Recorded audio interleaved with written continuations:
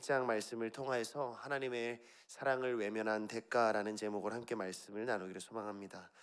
말라기는 잘 아시는 것처럼 구약 성경의 마지막 책입니다. 또 특별히 호세아서부터 이어지는 12권의 소선지서의 결론을 짓는 책이기도 합니다. 말라기라는 이 제목은 히브리어로 말라크는 사자, 즉 어떤 일을 위하여 보냄받은 자, 보냄받은 사자라는 뜻과 나의 무엇, 나의라는 이런 뜻이 붙여서 즉 나의 사자다, 하나님의 사자다라는 뜻을 가진 게 말라기라는 이름의 끝입니다. 그리고 이 사자, 바로 이 말라기를 끝으로 이스라엘에게는 400년 동안 암흑 시기가 찾아오게 됩니다. 즉 하나님의 말씀이 더 이상 오지 않는 시대가 오게 된 것이죠. 이를 바꿔 말하면 이스라엘에게는 절망, 포기, 구제불능, 도저히 손쓸 수 없음, 말씀을 들어도 변하지 않고 설교를 들어도 행하지 않는, 이것이 바로 구약 성경의 마지막이 보여주는 가장 강력한 주제입니다.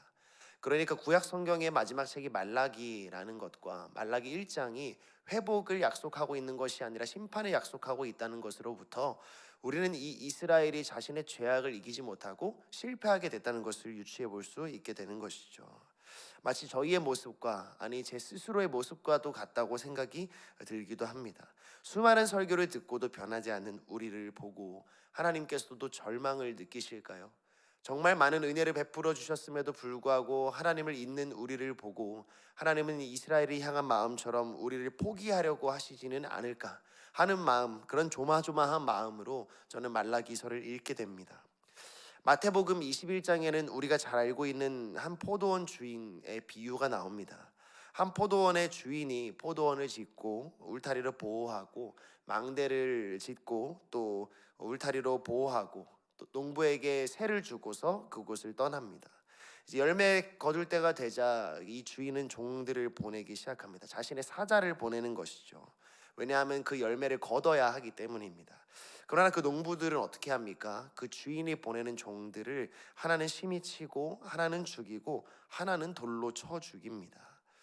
이 비유가 상징하는 바는 하나님의 선지자들을 하나님께서 이스라엘에게 보내서 거두고자 하셨는데 많은 이 이스라엘 백성들이 선지자들을 죽이거나 심히 쳤다는 것을 의미하는 거죠. 그러자 주인은 자신의 아들을 보내면 그들이 선대하리라 라는 생각으로 자신의 아들을 보냅니다.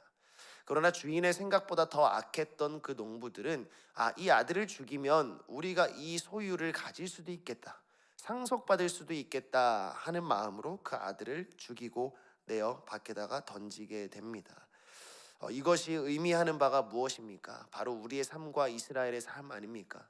하나님이 수많은 선지자를 보내고 말라기 나의 사자를 보내고 심지어 하나님의 그 사랑하는 모든 자들을 보냈음에도 불구하고 이스라엘 백성들은 그들을 죽이는 그런 악독한 상황에 처해 있다고, 이 하나님이 주셨던 선민이라는 이 의식마저도 이스라엘은 버렸다고. 그래서 하나님께서는 이 포도원의 비유를 통하여서 이제는 그 포도원을 남은 자들에게 돌려주겠다라고 말하며 결론을 맺습니다. 저는 이 마태복음의 비유가 말라기의 결론과 매우 닿아 있다고 생각합니다. 하나님의 말씀에 순종하지 않아 포로로 잡혀갔던 이스라엘 백성들은 70년간 수치를 당해야 했습니다. 그때만큼 이스라엘 백성이 하나님을 열심히 섬겼던 때가 있을까요? 그러나 하나님의 은혜를 또 주셔서 바사왕 고레스의 조서로 다시 예루살렘에 돌아가 성전을 재건하게 됩니다. 이사야의 예언이 성취된 것이죠. 그런데 다시 돌아간 이스라엘 백성들은 이제는 자기의 맘대로 하나님을 예배하며 자기들이 원하는 대로 살아갈 수 있겠다고 다시 한번 죄악된 생각을 하기 시작합니다. 포도원의 농부와 같이 하나님은 계속해서 은혜로 이 선지자들을 보내주시고 말씀을 보내주시는데 이스라엘 백성은 또 실망스러운 모습을 보여주는 거죠. 아무리 은혜를 많이 받고 아무리 많이 사랑을 받고 아무리 많이 하나님께 다시 한번 회복함을 입어도 변하지 않는 이스라엘 백성들의 모습을 보면 똑같이 하나님께 아무리 많은 설교의 말씀을 듣고 말씀 가운데 은혜를 받아도 변하지 않는 제 모습이 비추는 것 같아 이 말라기서는 도저히 읽기가 힘든 성경인 것 같습니다. 그래서 말라기는 어떤 책이냐 정리하자면 말라기는 심판의 책입니다. 보냄받은 사자는 포도원의 농부들에게 말합니다. 심판이 있을 것이라고, 너희의 죄는 가볍지 않을 것이라고, 너희가 이 종들을 하대하고 천대하게 된다면 어느 날 이 주인이 다시 오게 되는 날 너의 인생은 정말 큰일 나게 될 것이라고 말하는 거죠. 이것은 우리 그리스도인들에게도 마찬가지라고 생각합니다. 우리는 때로 예수님이 나의 죄를 용서하셨다고 너무나 쉽게 마치 영수증 종이를 찢는 것처럼 하나님이 계산하셨다면서 우리의 인생을 돌이키고 회복할 생각은 없이 그저 우리 편한 대로 살아가는 데가 너무나 많은 것 같습니다. 그러나 말라기는 동시에 우리에게 경고하는 것입니다. 심판이 있을 것이며 주인이 다시 돌아올 것이며 너희의 죄책이 모두 너와 너희 자녀들에게 돌아갈 것이라고 말라기는 이 짧은 4장의 책에서 모두 우리에게 심판을 경고하고 있는 것이죠. 즉 이 말라기는 심판의 책이자 하나님의 선전포고입니다. 더 이상 내 말에 청종하지 않은 백성들을 나는 은혜로 돌보지 않겠다는, 더 이상 내 말을 듣고 돌이키지 않는 자들에게는 내가 이 종들을 보내서 돌이키지 않게 하겠다는 엄중한 경고를 하고 있는 것이죠. 그래서 우리는 이 말라기서를 보면서 동시에 두려워 떨어야 합니다. 과연 변하지 않는 내가 예수님을 잘 믿고 있는 것이 맞을까? 내가 믿는다고 말하는 건 단순히 입술로만 고백하고 머리로만 믿고 있는 것이 정말 내 삶이 하나님이 원하시는 대로 돌이켰는가? 이것을 늘 돌아봐야 합니다. 그래서 많은 그리스도인들이 교회를 다니니까 나는 구원받았다고 생각하지만 그렇지 않습니다. 주님께서는 분명히 나더러 주여 주여 하는 자마다 천국에 들어갈 것이 아니라 아버지 뜻대로 행하는 자라야 한다고 말했습니다. 우리가 지키고 있는 신앙은 때때로 너무나 잘못됐고 하나님이 아니라 내 자신을 섬기는 경우가 많으며 예수님을 이용하는, 예수님을 사용하는, 오늘 말라기 말처럼 아버지라고 부르지만 아버지를 공경하지 않고 주님이라고 부르지만 종으로서 역할을 다 하고 있지 않은 모습이 우리 안에 있다면 우리 역시도 이 심판을 받아 마땅한 자들이라는 것을 기억해야 합니다. 즉 이 구약 성경에 있는 모든 이스라엘 백성의 행태는 지금 우리의 행태와 동일하며 우리 역시도 하나님의 은혜를 받았음에도 불구하고 돌이키지 않는 내 자신을 이 성경을 통해 바라봐야 한다는 것이죠. 그런데 참 이상한 것은 이 소선지서 12권은 늘 심판으로 시작하지만 그 심판의 메시지 안에서 우리는 하나님의 사랑을 느낄 수 있다는 사실입니다. 정말 이상한 것은 이 오늘 말라기 1장 1절에서 14절에서 하나님은 심판을 명령하시고 말하자면 화를 내고 계시는데 우리는 그 안에서 끝없는 사랑을 발견할 수 있다는 것이 바로 신비인 것입니다. 저도 그리스도인이고 저도 사역자로 살아가고 있지만 저를 거룩하지 못하게 하는 죄들이 발목을 잡을 때가 너무나 많이 있습니다. 스스로 사역자로서 부끄럽게 생각하는 마음이 크다 보니까 어느 날은 스스로를 정죄하고 역겹게 생각하는 마음이 커서 우리 학생들에게 설교를 할 때 내가 과연 설교를 해도 되는 사람인가 라고 생각하며 도망치고 싶은 날들이 너무나도 많습니다.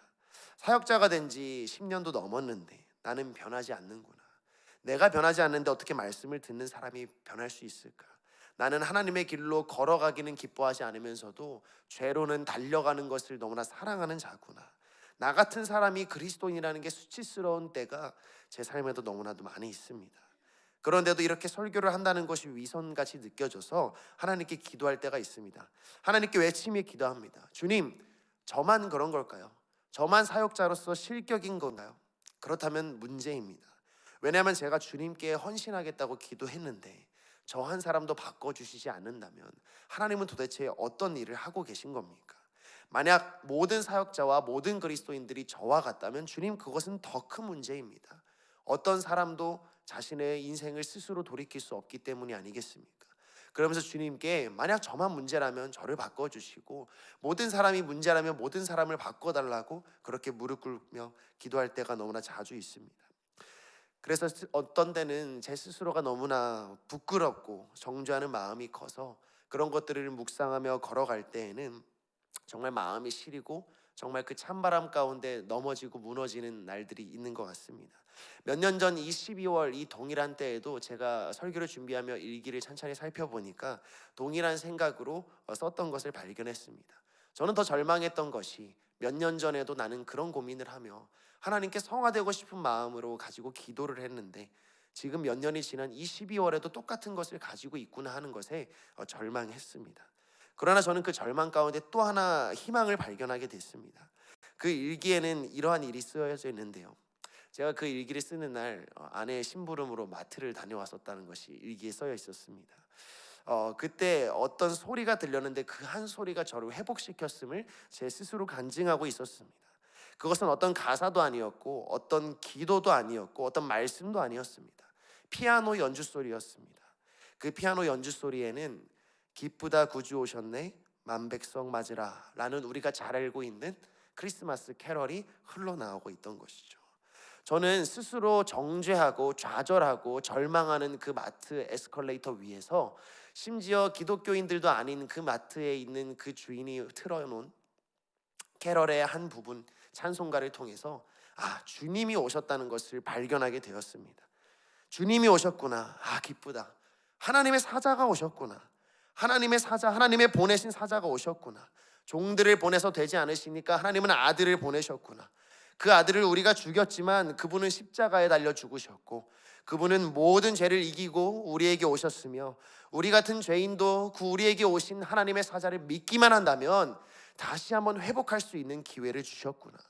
우리가 돌이킬 수 없기 때문에 하나님은 우리를 심판하시는 것이 아니라 하나님의 사랑을 외면한 대가를 자신의 아들 예수 그리스도에게 지게 하시어 이 죄인을 다시 한번 회복하게 하시는구나를 기쁘다 구주 오셨네 만백성 맞으라라는 그 피아노의 선율에서 발견하게 된 것입니다.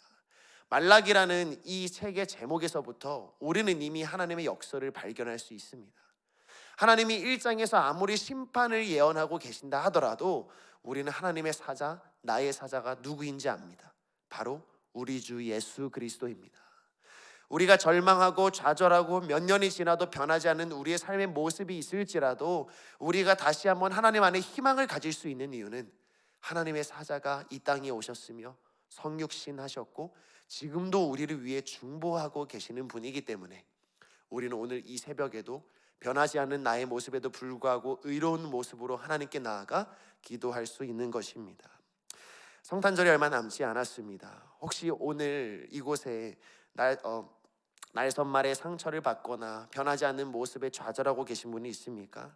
하나님의 아들 예수 그리스도께서 약속된 승리를 가지고 이 땅에 오셨음을 기억하며 기도하기 바랍니다.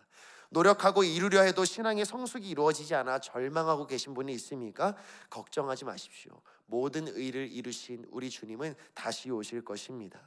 몸이 아프고 노쇠하여 삶의 희망을 내려놓으신 분이 계십니까? 우리 주님이 오셨고 우리 주님이 다시 오실 것이기 때문에 그런 것들은 저희에게 어떤 문제도 되지 않습니다. 그것이 이 말라기가 보여주는 우리의 소망이며 우리를 향한 하나님의 사랑의 대가입니다. 오늘 하루 우리 이 낮고 낮은 이 땅에 오신 예수님을 묵상하며 나의 소망은 나에게 있는 것이 아닌 바로 우리 주 예수 그리스도께 있다는 것을 다시 한번 기억하면서 소망 되신 예수님께서 오늘의 하루와 남아있는 2024년 모든 삶을 이끌어 주시기를 바라는 마음으로 기도하며 나아가겠습니다. 함께 기도하겠습니다.